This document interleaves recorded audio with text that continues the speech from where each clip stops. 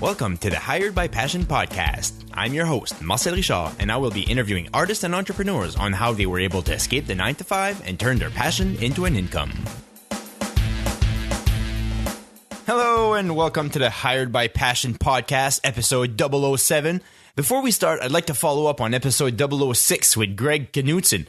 On that episode, we talked a lot about how to price your art. And in the end, Greg suggested me a book called Breaking the Time Barrier. I looked it up and it's a book you can find online, and it talks about how to shift your mentality from pricing your time per hour to pricing a job by the value you bring to the client. And I thought it was an amazing book. It's just a 1-hour read. I read it while exercising, and you can get the book for free online. The link is on the Hired by Passion website at hiredbypassion.com. Look for episode 006 with Greg Knudsen. And listen to the episode as well. Great episode, but there's a link there to get the book for free, and I highly recommend the book. So now for episode 007, I got a treat for you. Can't have an episode 007 without having a genuine British guy. British comedian and now New Brunswick's own James Mullinger is one of the top stand-ups in the UK, as well as the comedy editor for GQ magazine.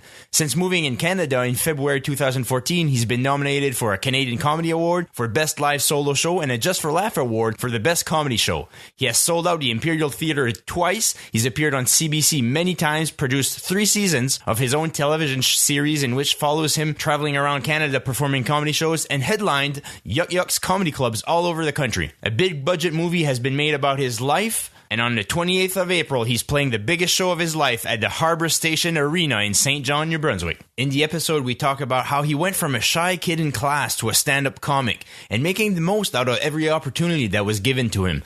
We talk about establishing deadlines and doing what is necessary to make them a success, and thinking big in a small place like New Brunswick, Canada. We talk about the importance of making a task list in order to keep productive, and even how top performers still need to hustle in order to work to get those opportunities. We talk about how no one will give you permission and how you can make your own opportunities, and the importance of dictating the dialogue surrounding your own brand. Now, without further ado, here is James Mullinger. I'm here with my friend James Mullinger, and you are a comic that came from the UK, came to New Brunswick, and made a career. And I really think that is something that's amazing, so I'm glad to have you with me here. Oh, mate, well, thank you for having me. I'm honoured. I'm obviously...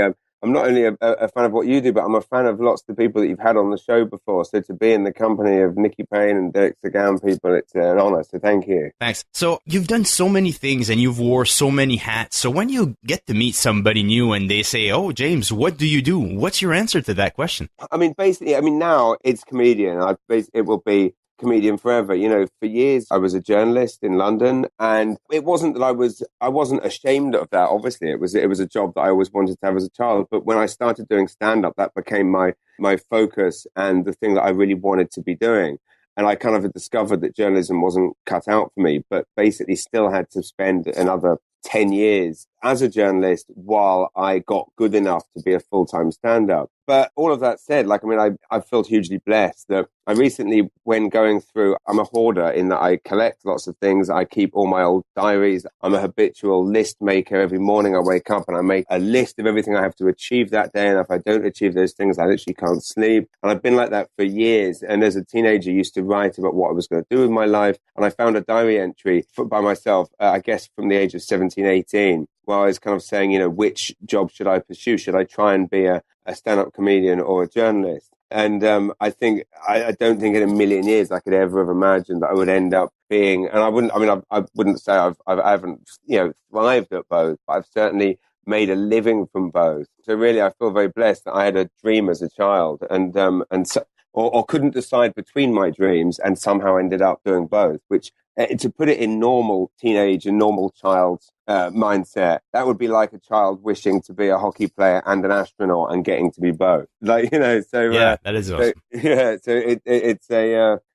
a good thing. But yeah, to answer your question, when people ask me what I do, I am a comedian, and of course, within that, I do other things. I do act, but not very well. I do present TV shows. I do still write, but really, my focus and the thing that I have on my permanent residency application form for Canada is comedian. So do you find that journalism might have been your kind of plan B, because you said that it was such a hard go at being a comedian, and a journalist was something you could study for, you could go to school for, and you could apply for a job and get a job. Do you think that was why you might have started journalism instead of going into comedy?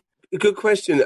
Yeah, I would say, I mean, a huge part of it is journalism. Going into that, it obviously isn't as terrifying. And I definitely needed time to become ready to try stand up. Like, obviously now lots of people start very young, and lots of comedians in England do start at, 17, 18. And then by the time they're 25, they're playing arenas. I didn't start till I was 26. But the flip side to that is you've got people like Ricky Gervais who didn't even think about comedy until they were 40. And now it's hard to imagine Ricky being anything else but a comedian. But when he was 38, he was not doing anything connected to comedy. Wow. So I think to answer your question, I was taken back into my childhood a bit. Like I was not at all confident as a teenager. I didn't have a massive amount of friends. I wasn't athletic. I wasn't academic. I wasn't really good at anything.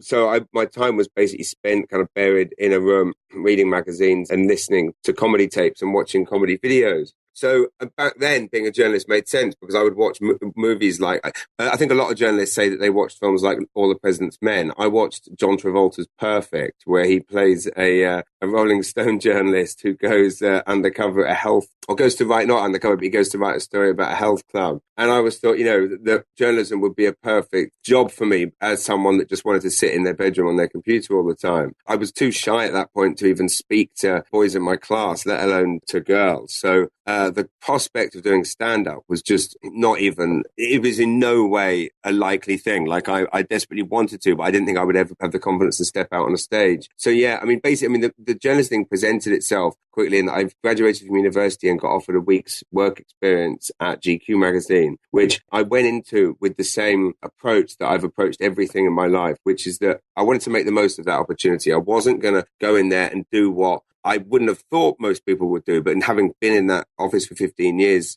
since then, the 1 week internship turned into 15 years, I wanted to make the most of that opportunity. I wanted to make it so that I had to get a job out of that. I wanted to make it so that everyone in that office would do anything to make me employed by the company. And by that, I mean, if someone asked me to go and make them a cup of tea, I made sure I made them the best cup of tea they've ever had. If they asked me to go to the bookstore to buy a book for them, I ran there so that I'd be faster than the last intern. And then having spent years there since, 90% of the interns we had in did not have that attitude at all. I assumed everyone would. Most would come in and you'd ask them to make a cup of tea and they'd look at you like, why am I making a cup of tea? Why aren't I going on a cover shoot? And it's like, well, guess what? You're not going to go on a cover shoot if you can't even make a cup of tea. So did you always have that go-gettiveness thing? How did that get ingrained into you to be such a go-getter, let's say? Good question. I mean, definitely partly my parents. I think growing up with two parents with profound work ethics, but also allegiance to family, i.e., my parents were not,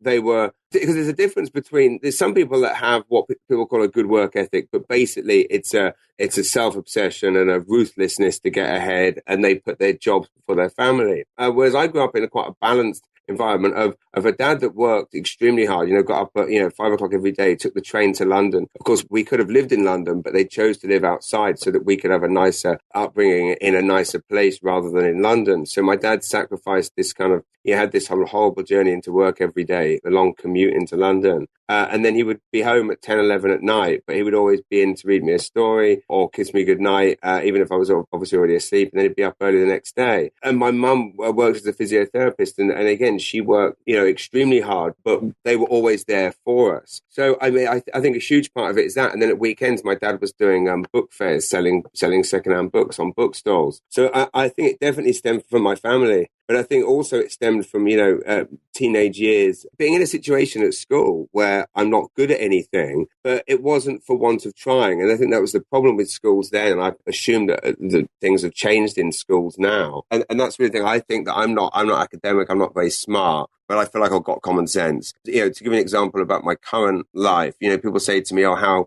how do you sell out these big venues, for example? And it's like, well, it's common sense. I mean, people need to know the shows are happening. Whenever tickets for a show don't sell out and people say, oh, why didn't my show sell out? I'm like, well, no one knew it was happening.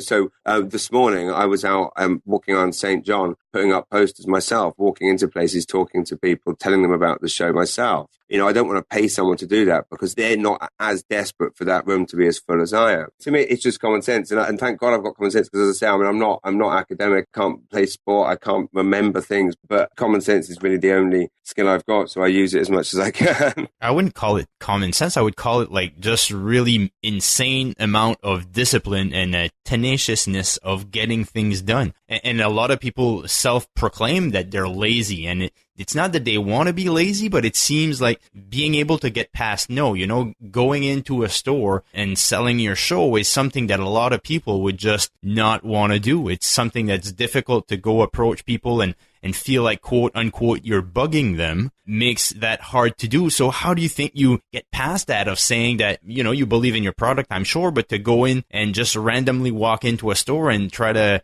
sell your show, how do you get past the feelings of maybe they don't want to hear about you? True. I mean, I would say that if someone that feels that probably isn't cut out for stand-up, those insecurities that you just described, i.e., what if they don't want to hear you? What if they, that's stand-up. Like when we go out on stage, if we told that to ourselves, like we have to have the confidence that what we're, like on stage, we need to have the confidence that we're good at what we do. Because if we don't look like we're confident, the audience aren't going to buy into it. Like we need to walk out looking so confident on that stage. Because if the audience looks at us and we look a bit unsure, well, they're not going to have any confidence in us. So similarly, it's the exact same discipline walking into a shop. And again, it is odd, as I say, for someone like myself who, as a teenager was just afraid to speak to people full stop. But yeah, to me, it's the exact same discipline as stand-up. I walk out on a stage and I'm able to act like it's the most natural thing in the world, and that I know what I'm doing, and I do know what I'm doing to an extent, but that doesn't mean I don't feel nervous inside. And yeah, I mean, I'm not the most comfortable walking into shops and pushing it like that. But actually,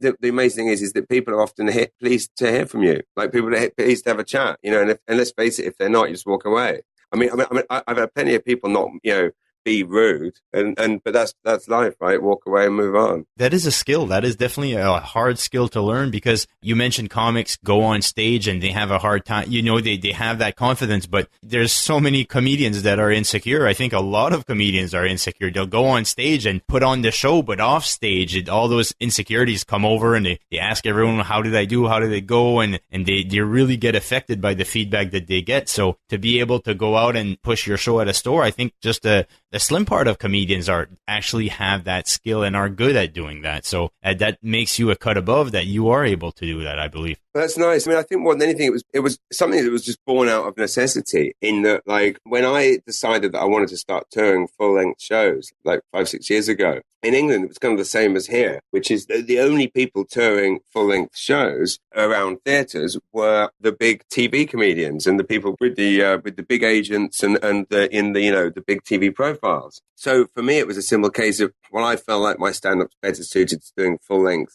shows. So what I would do is I would go around to venues. For example, if a city like, say, Leicester, I would then find, which is just full of big theatres, full of comedy clubs, etc. I would find a small town half an hour away with a small 200-seater community theatre and book that for my tour. And then I would walk around that town and sell it myself. And it basically, that pushing was born out of a necessity, in that I would if I put the tickets on sale, they would not sell if I didn't do that. And I, A, wanted the room full, so I didn't lose lots of money. B, I wanted it full because I know that I can, statistically, I'm going to have, you never know how well the show's going to go, but I know that if a room's full, I've got way more chance of storming it than if it's a quarter full. So, it was literally born out of necessity. Like, I wanted that room full, so I was going to do everything I could to make it happen. And I knew that if it was, I could give them a good show, and that's kind of just continued. So, I mean, for example, a lot of comedians, you're right, a lot of comedians do say to me, my problem is I'm lazy and I couldn't do what you do and all the rest of it.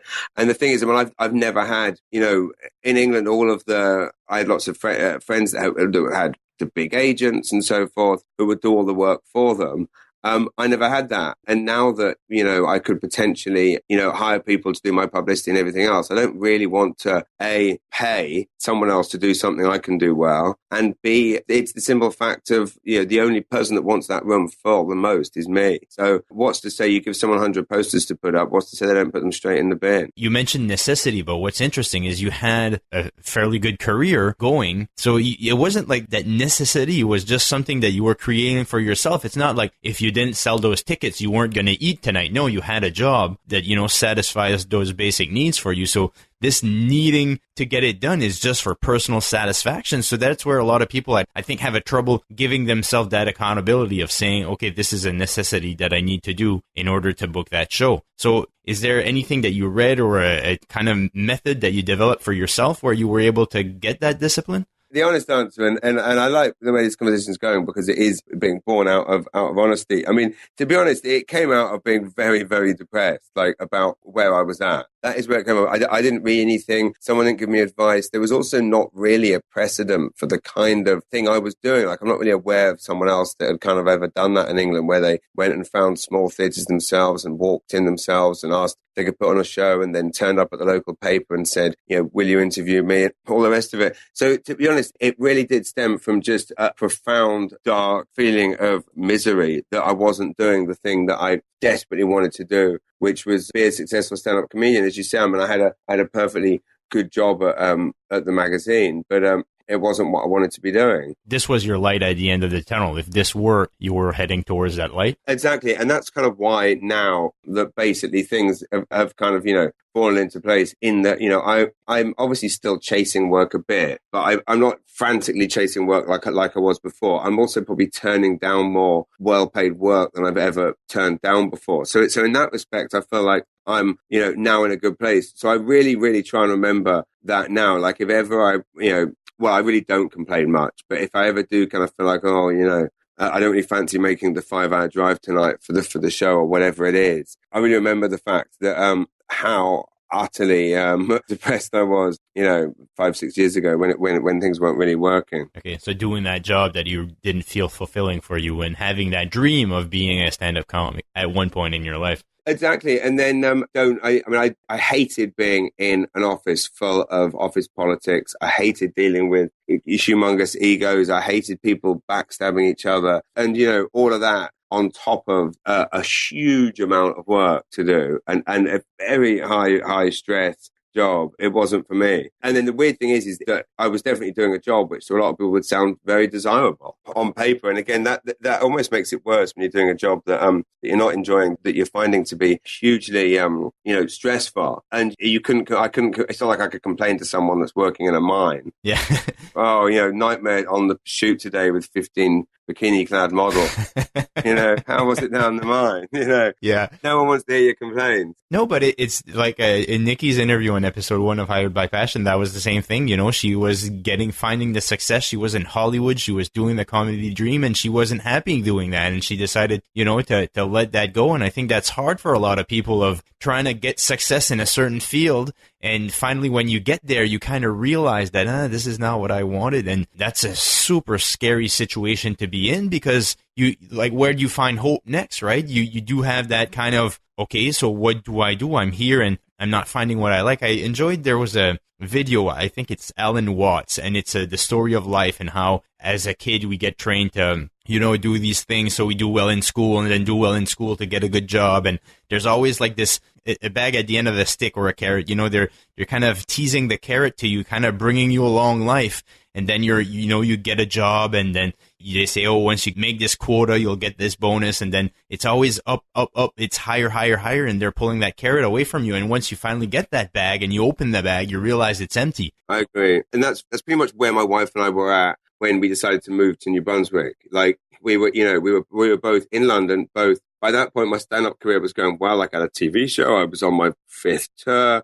And my wife was the main breadwinner. I mean, she was the kind of media powerhouse. She was the publisher of a magazine. She was definitely the star of the house. And we realized nothing was going to change. We would never, living in an expensive place like London, we just had our second child. Things were never going to improve. And that was the point at which we decided to bite the bullet and move here. And we moved here for a better quality of life. That was the primary reason we came. But the odd thing for me, as I say, is that my career has kind of taken off here in a way that I definitely wasn't expecting it to. I thought we were coming here for, I didn't think it was a compromise. I thought it was the right thing for our family. We wanted a change. We wanted our children to have a better upbringing. So the fact that it's kind of turned into this career move whereby not only was I able to arrive here and continue doing what I did in London, that now I'm also doing things that like playing arenas that I could never have done in England. How did you find the courage to do that move when everyone you talked to probably told you that, New Brunswick is where comedy comes to die, right?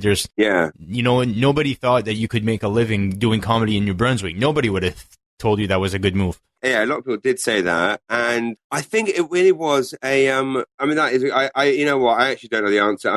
It definitely stemmed from the same thing as 5 years before when I decided, with no TV profile, no big agent, when I just decided that I was going to start doing solo tours around theatres, something which nobody had ever done before. It was that same kind of dumb. I just thought I can do this, and don't get me wrong, I didn't think it was going to go as well, but every high-level comedian that is become huge in London very much thought, said, of course, same thing. They're like, the Canadian, well, they were very disparaging about Canadian comedy scene. They said, it's a nightmare, the pay's terrible, that's why we left. And then when they heard that I was coming to New Brunswick and not Montreal or Toronto or Vancouver, suddenly they're just like, not laughing in my face, but they're like, no chance. But in my head, I didn't predict it would go as well as it has, but I was aware that there must be something to be said for being the only professional working British comedian in Canada. I thought, well, that's got to stand for something. And I knew that every gig I'd ever done here had gone incredibly well, which, isn't the case for everyone. Like every gig I'd ever done at that point in this country had gone well. So I knew there was something about being British here that could prove to be an enticement for people to book me. And I don't know how I predicted this, and I definitely didn't predict it on the scale, but I predicted that even though there weren't any clubs in New Brunswick, I predicted that there could be a lot of corporate work, but I really couldn't have predicted how much. Like some weeks I'm doing more corporates in a week than top headliners in London are doing in clubs. So to answer your question, I honestly don't know why I had this dumb confidence that it could work here. I mean, possibly part of it was because I knew that I'm very DIY. So if I got here and no one was booking me, I would just do my own things. Yeah, and that's what I want to get into now is let's look at how you're getting things done and how you created this comedy empire in New Brunswick out of all places, How did you structure your day to get things done, let's say? Like now or just in general? Let's say when you started. So when you wanted to create this dream of yours of being a comic in New Brunswick, how did you get things in motion? Well, good question. I mean, when we first started making the plan to move here, one of the first things I did was get a friend of mine, a designer in London, to design essentially a brochure that was a CV. So it was a CV of achievements. I don't know if you remember, I was handing them out at gigs when you and I first started gigging together when I got here. It was like a white brochure. And it's basically one spread was like what they say about James, what the press say about James Mullinger. It was press quotes. Then it was like what I got testimonials from corporate clients, put that on a spread. What other comedians say about James Mullinger? It was my bio. And basically, I wanted to have something that I could hand out when I got here that I could send to clubs. The thing that I knew, having been on the other side, having been on a magazine where you're getting emailed by hundreds of photographers a day and your inbox is getting full and you're just going delete, delete, delete, delete. I knew that I didn't want to be one of another million comedians emailing every club and saying, hi, you should book me, here's a link. So I thought I'd get a brochure printed. So I got this brochure printed and with the intention of basically posting it, to places which I did do, to kind of pique their interest. If they're getting millions of emails a day, but how much post are people actually getting now? Not much. I've actually had it at arm's reach when you mentioned it, and it is amazing. Like I'm just going through it now, and it is an amazing piece of marketing. Did you have a lot of say into this? Like, because this is great marketing, right? Yeah, I mean, he did the design, but yeah, I mean, I conceived all of the, what page was going to be what and oversaw the whole thing. And even down to the fact that, I obviously have lots of quotes from big name British comedians, but there was no point putting them in if they weren't known here. Yeah, it was like Jimmy Carr, obviously Amy Schumer I knew would be popular. Even though the Amy Schumer quote isn't great, I'm like, well, Amy Schumer's a great name, I don't think Michael McIntyre's in there, who's the biggest comedian in England. He's the British Jerry Seinfeld, but no one here's heard of him, so I didn't put him in. I put Francois Weber in instead, knowing that he was a name here that people know and like. A lot of thought went into it that way. And basically, at those early shows, I would hand that out. And it was that thing of people will throw away a business card. The same reason I then got a CD made. The reason I had a CD made was that, you get a business card. People come to a comedy club like Yuk Yuk or any other club, and you walk off stage and they shake your hand on the way out and then they forget all about you. Or they don't forget you, they forget your name and all the rest of it. And in a year's time, someone says, oh, I've got a big budget to hire someone for a fundraiser or whatever. and that person says, "Oh, I saw this great comedian at Yuk Yuk last year. What's his name? Oh, no idea. English. They Google English comedian, no luck. So the reason I give away so many of the CDs, I mean, as well as obviously selling them, my theory behind it is I give them, people take the CD away. That thing happens. A year later, someone says, I'm looking for a comedian. And then the person says, oh, I saw a great comedian, can't remember his name. And they go, hang on a minute, I've got his CD. And they go to the shelf. And even though 99% chance won't have been open, they won't have listened to it, there it is. They've got my name. I would never bother doing this in London. But in a community like this, people do need entertainment all the time. And I think the biggest misnomer, the biggest mistake so many people make here is feeling like this is a small place, or that there's not any business, or there's not much money. There are so many businesses here. There's so many businesses thriving. There's so many businesses doing well that, I mean, when you think about it, I haven't stopped doing corporate gigs since I got here. And I mean, I didn't know if the province or the city or St. John or Moncton or wherever else was that big. But if you think about it, I've done, however many, fewer weeks for 2 years since I've been here. I still probably won't have done anywhere near 0.1% of the companies here. Do you know what I mean? Like, I know this wasn't necessarily what you asked, but I would say one of the biggest mistakes people make here is thinking that that we're in a small place. And I thought that as well. I think thinking big in a place like where we live is the most important thing, and you've only got to look at the big family companies that have been hugely successful here, that haven't upped sticks, they haven't left, and the Irvings, the McCains, the Olens, they haven't upped sticks and moved to America or to bigger cities. They've stayed here because they dreamt big, they dealt big, and they are big. And I feel like more so in a place like New Brunswick, more so than in a place like London, I feel like it's a more level playing field. There is less competition. So there's actually more opportunity to thrive than there possibly is in a bigger place. Looking at your marketing material here, I realized how just it seemed that you attained a ton of success before coming here. But let's say we look at even before you were able to create anything of this grandeur of,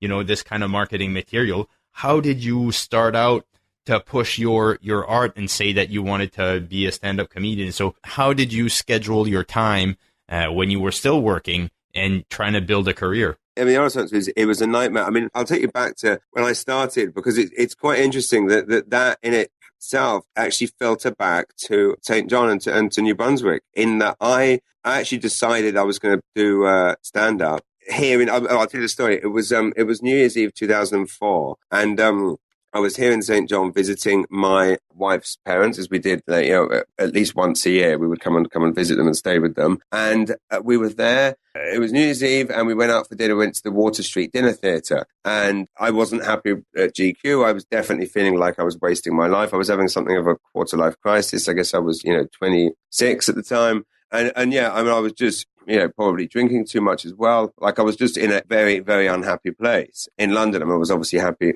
I was on holiday, but I was making all these plans in my head, like, what am I going to do next year to make things right in my head?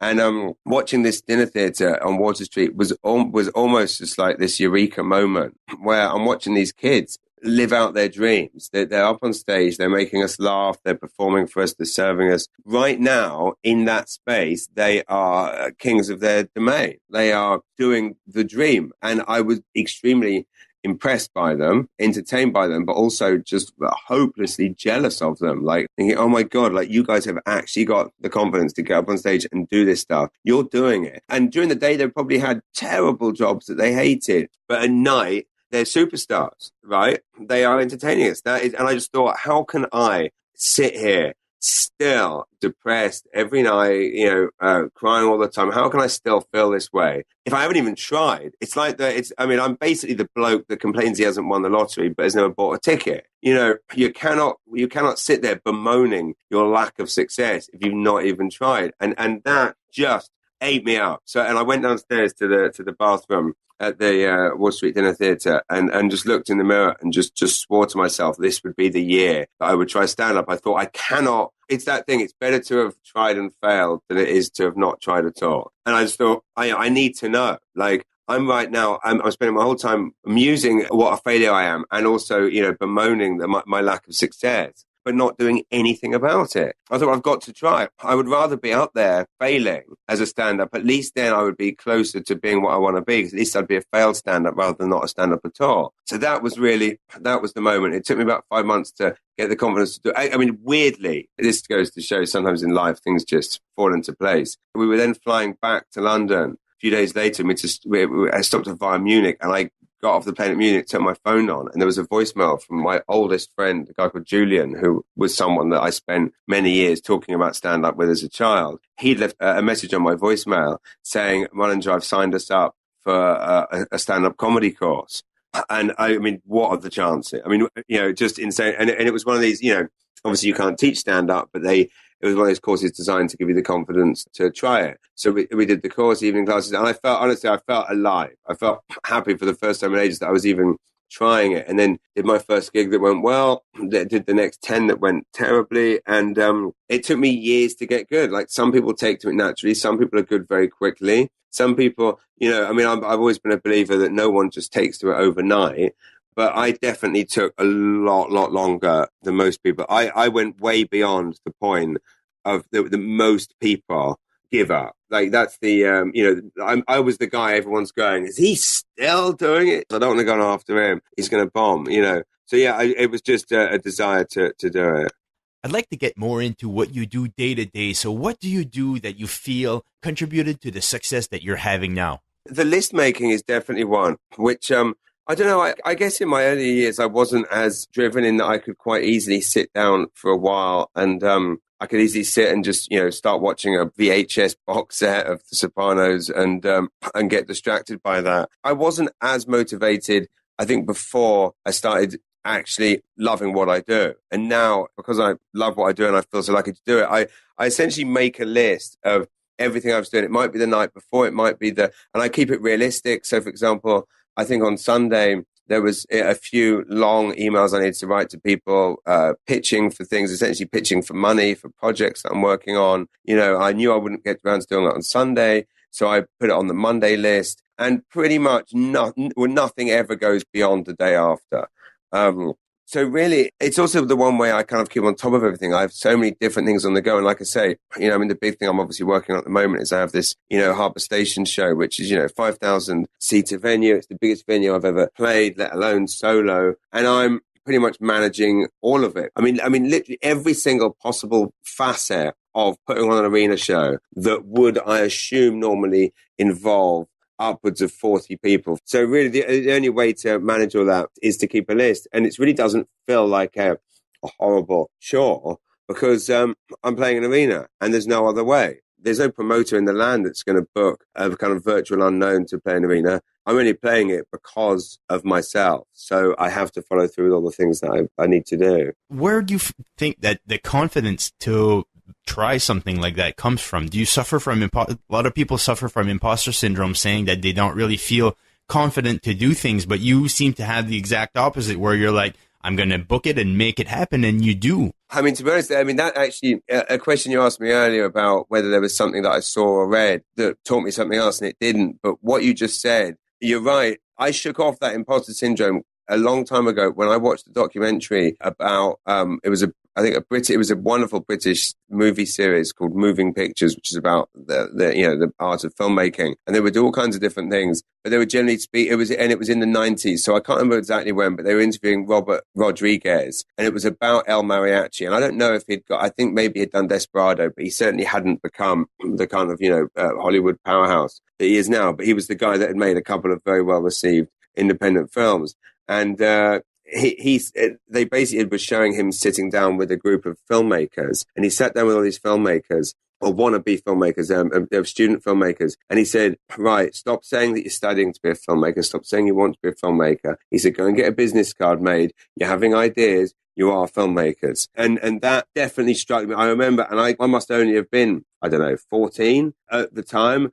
And obviously, with someone, I was obviously interested in films then. This was probably before my interest in comedy and journalism, even maybe even 12 years old. I remember thinking that is amazing. Yeah, you can be, and I think a huge part of it, really, for me, was people like Rodriguez and Tarantino. When I was at the age where you're starting to think, what am I going to be when I'm older, i.e., 10, 11, 12, 13. All the heroes around me, all my biggest heroes, i.e. Quentin Tarantino, he was a guy that works in a video store who made a movie just by making a movie. Hollywood wasn't going to make it, the commission to make a movie. No one was going to give him the money to make a movie. So he found the money and he made a movie. And I never really made that connection before. That Tarantino to this day is one of my all-time heroes. And I still have all my scrapbooks about him. And I'm obsessed with him. And just at the weekend, I went and bought lots of memorabilia for Hateful Eight and for Pulp Fiction. My love for Tarantino possibly has a lot to do with it, in that those were the people that, and the Robert Rodriguez, it's like when you think that whole independent movie movement, and even Steven Soderbergh and those people, like they didn't come up the usual route. They just made a film. Paul Thomas Anderson, they just did it. And so I think a huge part of this mindset that I have stemmed from watching these people who just seemed like slightly older, but just nerdy guys like me, decided to do it. And everyone had to sit up and take notice. And I think it probably stemmed from that. And do you think you gain a lot of motivation for yourself to book yourself some challenges like that, to book the Harbour Station and now say, well, I have to make it happen now? Exactly, yeah. I mean, a huge part of it is that. But I mean, that's definitely something that comes out of being here. In a community like this, people get behind projects. They're willing to listen to you. In London, there were tour dates I put on that were total disasters. There were times that I sold out thousands. There were times that, you get 10 people show up. So I think a huge part of it here is just the title of the show is Anything is Possible. But really what it is I believe anything is possible in New Brunswick. And if I walk the streets of London trying to sell tickets, walking up to people trying to shift tickets for an arena show, no one's going to stop. If I walk around New Brunswick, and obviously a huge part of what we're talking about is that, the great thing for any comedian is to be the fish out of water. It's why so many Canadian comedians do so well in England, because they're the fish out of water. And I've been able to come here, and my act has definitely evolved by nature of the fact that it's quite easy to write material now. Sometimes a lot of comedians feel that people, once they get good enough, people are going to notice and give them the opportunities. So they feel like that's how things go. But what you did is that you created those opportunities for yourself. So do you think that you were ready to get those opportunities as you were creating them for yourselves? Or? Well, you're right. There's a big, and I've heard this actually said to me by some comedians in New Brunswick, that they are under the assumption that they shouldn't need to ask anyone's help. They go out, they do a good job, the phone should be ringing. And I mean, which just staggers me, because I never for a second thought that anything works like that. I mean, no business, no creative field, no nothing. I mean, the phone, you speak to comedians at the top of the tree or filmmakers, George Clooney still has trouble getting a film made. You hear about Martin Scorsese, who's been trying to get vinyl made for 30 years. If Martin Scorsese sat and waited for the phone to ring for vinyl to get made, it would never have got made. So for me, yeah, I definitely don't expect things to come to me ever. I expect to still be plugging away as hard as I am when I'm 70. So really, yeah, my advice to people is, I mean, the biggest mistake, and this is partly why I was doing these comedy boot camp shows, was to try and kind of convey this message to people. I mean, if you don't want to be knocking on doors and asking for help and pushing and chasing and emailing and begging and pleading every single day, then this business is definitely not for you. I do not envisage a day where I wake up and I don't have to do any business. I just go and do my gig in the evening. And as it is, I work 8-hour days. I mean, when I'm on the road, I am working at a desk solidly in a hotel room. Some people might say that, that it means that I'm not in demand enough, or that I'm not good enough, or whatever else it is. But to me, it's just normal. I mean, everyone has to work hard. Tarantino works hard, Scorsese works hard, all of the great artists, no matter how big they become, no matter how many Oscars they win, it's a push to get the investment for the films they want. And you hear about creative disputes and all the rest of it, and arguments with studios, and it's never going to not be a grind. If you want to be lucky enough to make a living doing the thing you love, there is going to be a load of crap on the side. And you're right, I think a lot of people do think that once you've made it as a stand-up, you just sit back and you just do the gigs. And I actually don't know anyone at any level. And, I mean, if you think Seinfeld isn't working, Seinfeld himself got the funding for that Comedians in Cars thing. He was going to these meetings. He was pushing that. keeping that finance is never easy. He's overseeing everything, every aspect of that show. He's not just turning up and doing the interview, you know. No, that's really good information. I think a lot of people need to hear that, right? They need to recognize that there is even artists at the top of their game are still working hard at getting the business side of things to work. And sometimes they get help. And a lot of times, well, all the times when you get to a certain amount of success, you do get help, but you're still pushing to get work and do good work, right? It never comes easy. Yeah, that's exactly it. I saw the trailer for your A Comedian's Guide to Survival, and it seems to be your story. And do we get to see some of those roadblocks that you encountered through your struggles as trying to make it as a comedian? Absolutely. I mean, to be honest, the whole film is, of course, it's not a warts and all documentary about stand-up like, say, a comedian. It is a fictional piece of entertainment, you know, with the intention of it, of course, becoming very mainstream. It's glossy, but yeah, all of the brutal, pretty much every terrible gig that the character James Mullinger has in the film is exactly things that have happened to me. Yeah, word for word. So what would you say is the best advice you ever received?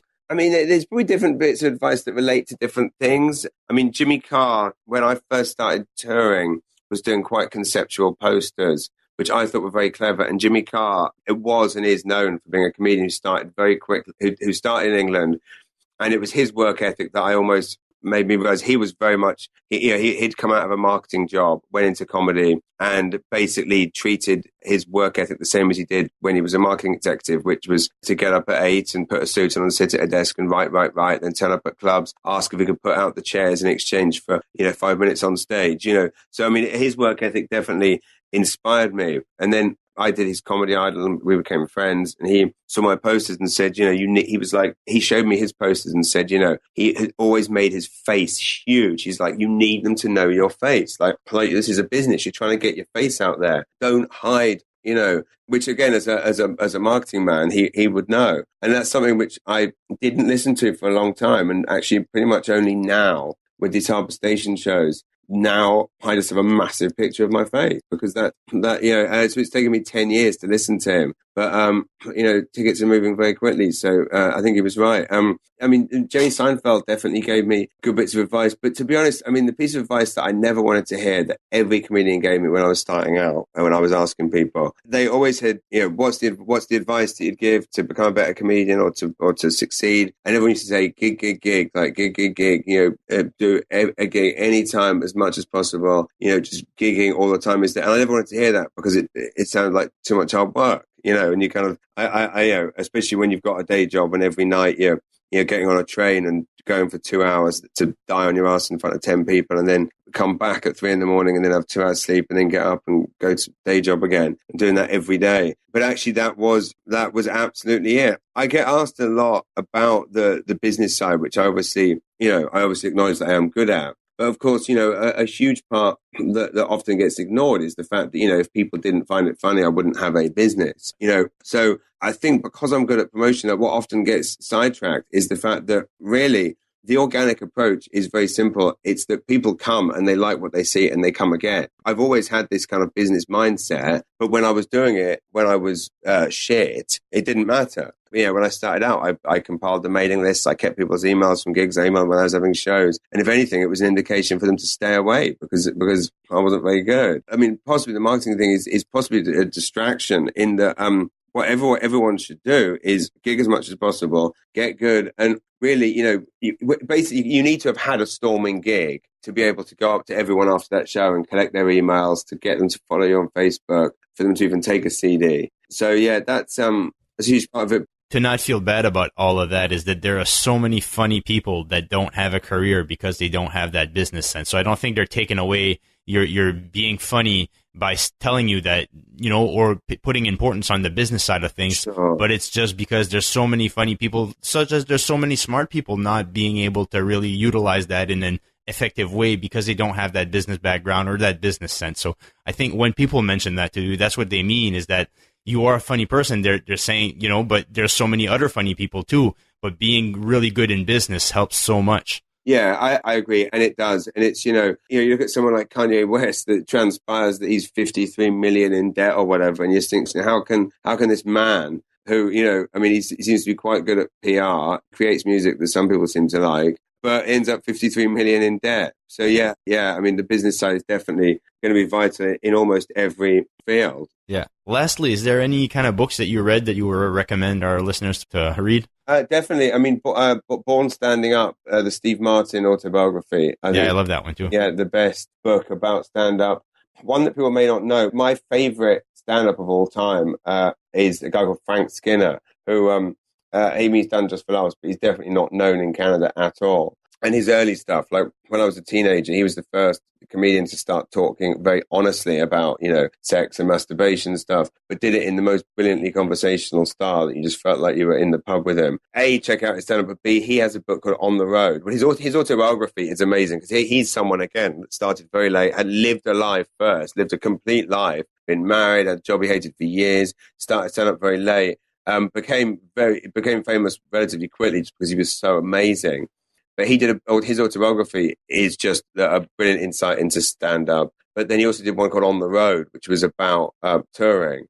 And it has all these wonderful stories. I'll end with this because I know we don't want to make this drag on too long. But he has this story that sums up the nature of stand-up. There's two comedians in a small little club in London.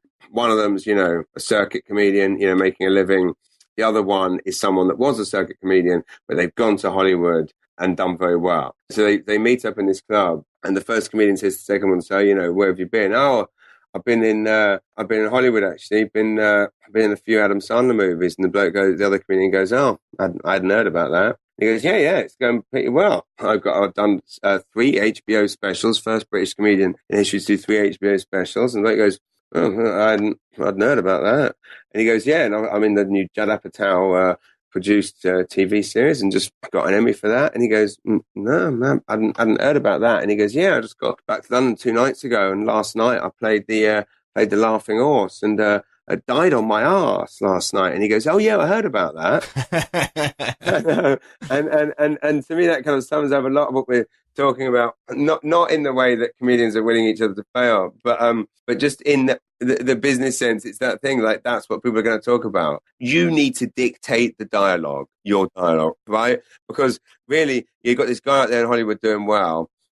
He's probably not on Facebook. Facebook didn't exist when this story originated. But when you think about it, you've just got this guy that goes out there. No one wants to talk about him. They probably want to slag him off a bit. But he's gone out there, he's doing well. Screw him, they think. But he comes back and dies, and they're all happy about that. As a company does, as any big company in this province or anywhere else does, they dictate their own dialogue. They dictate what's being talked about. So, dictate your own dialogue. It would be my advice, yeah. Cool. Awesome. Well, thanks a lot, James. I appreciate you taking the time to come chat with us. Thank you, mate. Honestly, it's a real honor. I appreciate having me on. And I'm looking forward to seeing The Comedian's Guide to Survival. Oh, thank you very much indeed, mate. Thanks for sticking around to the Hired by Passion podcast, episode 007 with super spy James Mullinger. And I was happy to have him on because I've been trying for a while, because James is really an inspiration to me. It seems that he doesn't let anything get him down, and he's always willing to work hard to get things done. The biggest lesson that I'm hoping people will get from James' interview is how you have to find the opportunities for yourself. You have to make those happen, and you are the only one ultimately responsible for what happens in your career. A lot of people seem to find that if they work hard enough, people will notice, and there is some truth to that. If you work hard enough, you can work hard enough to make the world notice you, but at the same time, you have to make the efforts it takes to get noticed, to get your name out there, to create a dialogue towards your art. And that's something that I personally struggle with as well, is to be out there and to promote myself and to try to get the word out to as many people as I can. I often feel that I'm bugging people or I don't want to disturb them, but at the same time, if you truly believe in what you're doing, you should be able to go out and proudly tell people about what you're doing and try to get them interested in your whole project. And I think James figured out the best way to do that, and it is to set yourself some deadlines. You book a theater and then you have to fill that theater, because if you're not filling that theater or whatever it is for your art, if you're not going to do what needs to be done in order to make your art good, and in stand-up it is filling that theater, well then it's not going to go as well as you wish. So I think to put those pressures on you is actually a great tool in order to motivate yourself to do the hard work and the legwork that is necessary to put the word out there. So what can you do in your art to put that pressure on yourself to perform, to make it easier to do the hard work it takes in order to get success in what you're doing? I think personally for myself, I'm committing to writing a keynote presentation where after 10 episodes of Hired by Passion, I will take the best 5 lessons, let's say, that I've learned and create a presentation on that. So hopefully I can get invited on other podcasts in order to spread the word about this whole project that I'm working on. And if I'm procrastinating on that goal, what I'll do is I'll book some interviews before I'm ready and then get ready for that amount. So it'll give me that pressure that I might need to create something that I want to create anyways. I just need that deadline or that pressure in order to make it happen. So stop telling yourself you want to do it and go out and just do it. I also wanted to remind you about a tool that James said that he used in order to create success for himself. And it's a tool I've been using as well. And it's to create a list, to create a daily list and really trying as hard as you can to stick to it. And if you can't finish it on that day, then put it to the next day at the latest. So having this realistic list of things to do every day seems to be, for me, one of the best ways to be productive. I wish I was doing it every day, and sometimes I don't, but as much as I can, I try to do it, and it's greatly helped me in order to stay productive. Lastly, what I really loved about the interview is how James mentioned to think big. Even if you live in a small town, it's not a reason not to think big. Because living in a small town, everybody told him he wouldn't be able to do stand-up comedy in a small town like St. John, New Brunswick, which is probably roughly around 65,000 people. He has to travel a bit, but he has been making a living in a place where everybody told him it wouldn't be possible. So I think that is really inspirational, and it just goes to show that if you put in the hard work and you do what you think needs to be done, it can happen and you can make it happen. So don't take living in a small place as an excuse or anything else as an excuse. You just book something, make it happen, and find a way to do it. It's always possible. So think big. I also really want to invite you to come to the private Facebook group where you can connect with me or connect with James. He's agreed to come onto the group and answer any questions people would have about him. So you can find the link on the website at hiredbypassion.com or searching for Hired by Passion on Facebook. You should find the page and the link to the group is on the page. So thanks for listening, and I'm looking forward to connecting with you. Thanks for listening to the Hired by Passion podcast. If you enjoyed the show, I would greatly appreciate a 5-star rating and review on iTunes.